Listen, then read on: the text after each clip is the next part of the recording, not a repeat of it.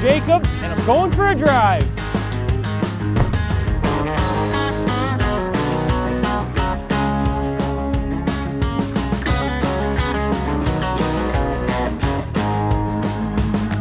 '24 Toyota Sequoia TRD Pro without launch control.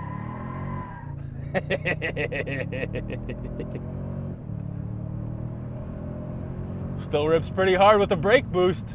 Horsepower and torque! 437 horsepower, 583 pound-feet of torque from a 3.5-liter twin-turbo V6 hybrid I-Force Max. And yes, Yuri is not here, he is sick, so watch his Jeep Grand Wagoneer L review after this one. Now, I brake boosted it off the line, I left it in rear-wheel drive mode. This is a body-on-frame truck, so you can primarily drive this in 2 high, which is rear-wheel drive. You can also put this into 4 high or 4 low and take this thing off-road.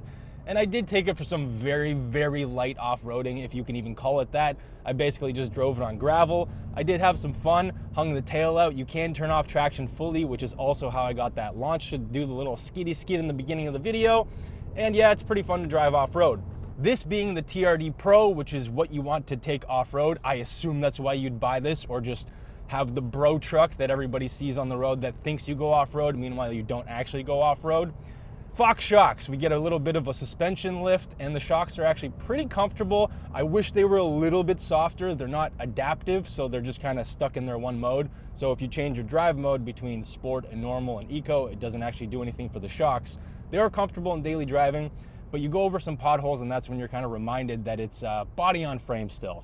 And then you may have also noticed this exclusive Terra paint. I kind of do like it. I like that Toyota does this kind of exclusive TRD Pro paint and they kind of switch it between the years. This one kind of looks like earth, which I guess is the direct translation of what Terra is. It's kind of like clay, ground. It looks pretty cool. In the sun, it does pop a little bit more than in the dark. In the dark, it just kind of looks like reddish, brownish, but I do like it overall. I don't love it. I still think one of my favorite exclusive TRD Pro colors was that army green that we had in the old Sequoia versus the old 4Runner, which is pretty cool. And so up front, we've got the Toyota Heritage grille, kind of like a Ford Raptor, where it says Ford in big letters. Here it says Toyota in big letters. We also have amber marker lights. Now there's a funny thing about the amber marker lights with this truck. I'm gonna keep calling it a truck because yes, it's a truck. There's a reason the Ford Raptor got those amber lights, and that's why they're a thing on the TRX and all these other bro trucks now. They were a federal requirement for vehicles over 80 inches. So the Raptor was the first one to do that. I think it was around 84 or 86 inches, I forget exactly. This one doesn't actually need those amber marker lights. It's very close, because this one is 79.6 inches wide, 0.4 inches short of requiring those amber markers. So kind of funny that Toyota did that, but I also get it, they do look cool. Pardon the interruption. My old chap Jacob had a lapse in memory, and I would like to remind you that there is also a light bar or torch if you're from the old country like myself in the grille. Back over to you, mate. My next favorite part about what you get with the TRD Pro package are these wheels. They are BBS forged wheels. I love the design, the size of them, everything about them. They're fantastic. And you do get some off-roady tires, and the Continental recommended tire would be the Terrain Contact AT. And Continental Tire is running a promotion right now, so click the top pinned comment on this video for full details. And if you take a peek behind the wheels, you can see the Fox shocks and the TRD suspension, which is really cool to see the stamped upper control arm. And then you also get a skid plate on this to take this thing off-road, so it does look pretty cool, especially when you angle it correctly so you can see that skid plate. And then you also get these side steps, which are supposed to make entry and exit easier, but I find them to be not the right distance. So I actually find it to be less comfortable to use them than it is to just hop right in and hop right out. But if you're a shorter person like Yuri, you might appreciate them. And then you also get this roof rack, which looks cool, however, has been a little bit of a nuisance during my week with this car. I've been daily driving this thing, and I've found the wind noise to be utterly annoying, because anytime you get above like 60 kilometers per hour, which isn't going that fast, you definitely hear this. So I'm just gonna shut up for a second so you can hear it maybe. For some reason, it's not that bad right now, but when I was on the highway earlier, my goodness, could you not avoid hearing that? But it does look cool, and it is obviously functional. You could probably throw some tents up there, maybe go to sleep. I don't know, whatever you want to do with a rooftop tent, throw a gas can up there, bicycle, whatever. And around the wheel arches, you get this really cool camo pattern, which translates to the interior as well. You can see it on the seats, and you can even see that pattern a little bit on the floor mats, which I do admit look pretty cool. However, if you wanted maximum coverage in this off-roady truck, get yourself a set of TuxMat. Go to tuxmat.com/TheStraightPipes to see what they have for your car. They do not have any for this car yet, but I'm sure they will in the near future. And yes, I called it a car. I'm just gonna interchange that with car and truck and SUV. Whatever, it's an automobile, okay? And then we get a ton of TRD Pro badges basically everywhere. They're plastered all over this thing. You cannot mistake this for any other vehicle. If I had to count all the badges, I think I'd run out of numbers. They are everywhere, but they do look pretty cool. And let's get to some practical stuff now, because this is, after all, a 3-row SUV, and I do have the 3rd row up.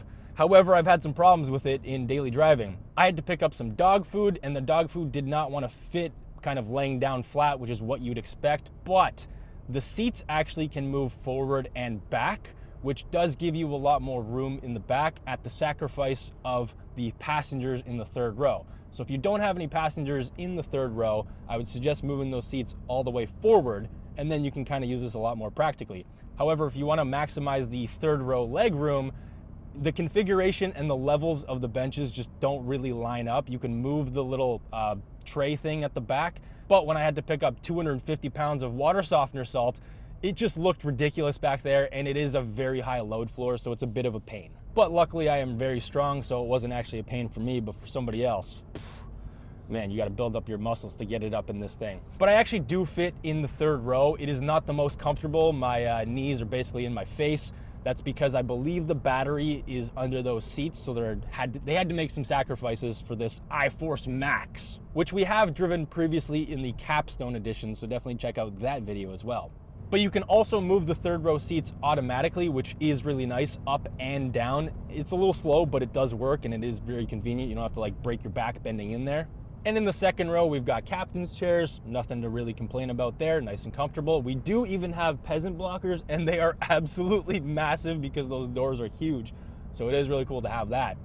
Sitting up here, I'm very comfortable. These seats, again, super, super comfortable for the driver. We've got this nice armrest over here. It is cavernous. We also have this kind of hidden compartment storage down here, so you can put bigger stuff and smaller stuff in here. You can also open this all the way and then have multiple configurations, which is really nice. Cup holders, no problem. Anything that I've put into these cup holders has fit without an issue. We've got a wireless charger down there, which also brings me to Apple CarPlay. Now, it does take up the whole screen. It does look very nice. It is very high res. This is a massive screen.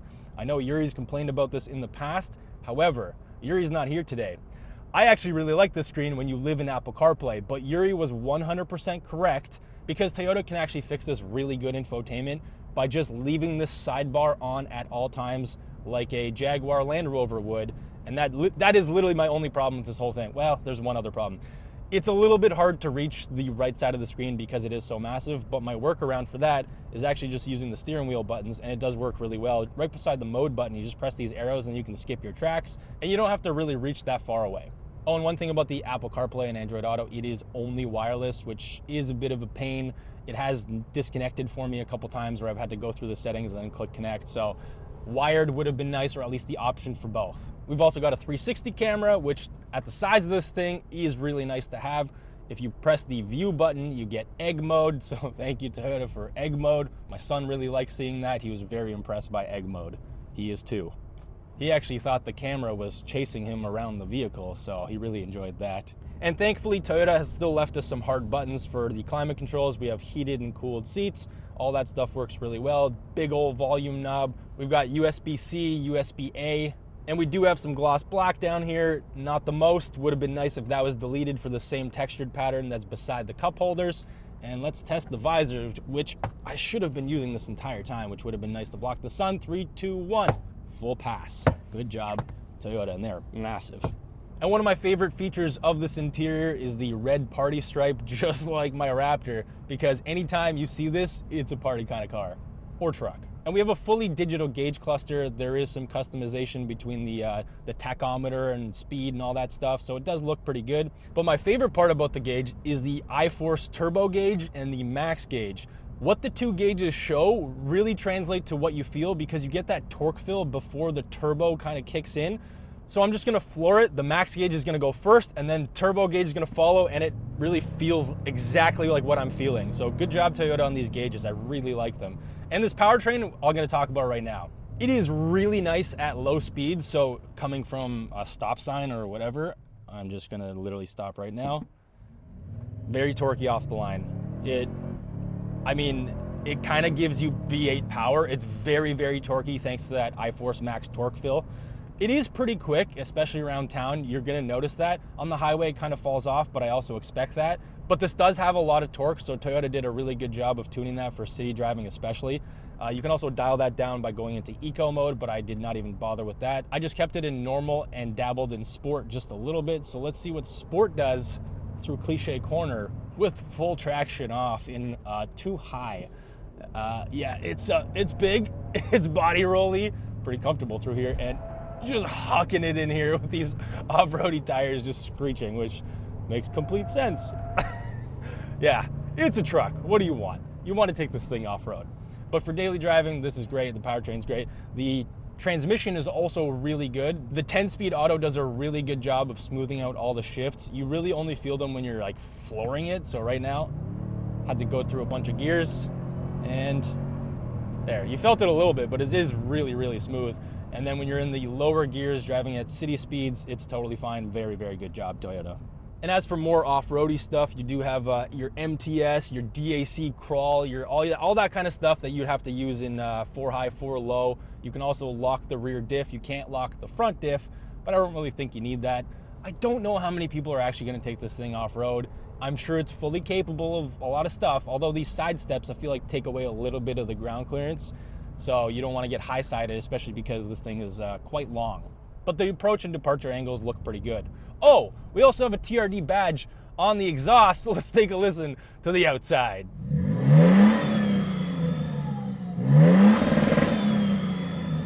But what I am certain of is a lot of people will be towing with the Sequoia, and that's kind of what it's built for, body on frame. This can tow up to 9,000 pounds, which is a heck of a lot of jet skis or boats or ATVs, and you can definitely party at the cottage for the weekend. So overall, I really like the look of this truck. Pretty tough, aggressive, mean. You'll see this thing on the road, you'll be like, oh yeah, BRO-DOZER, sick stock truck, buddy. And I do like how it drives. The powertrain is really good. Would I love a V8? Heck yeah, obviously, but this powertrain does a really good job at being a twin-turbo V6 hybrid. So with all that out of the way, I think it's time I get to the price. $94,000, which is a lot of money. It's nearly 100 grand Canadian, and is it worth it? That's up to you to decide. Go to tsp.truecar.com for discounted price offers. I'm sure you can get many different Sequoias, but I like this. It kind of competes with a Tahoe, maybe a GMC Yukon, the AT4, all those off-roady kind of things. So let me know what you think.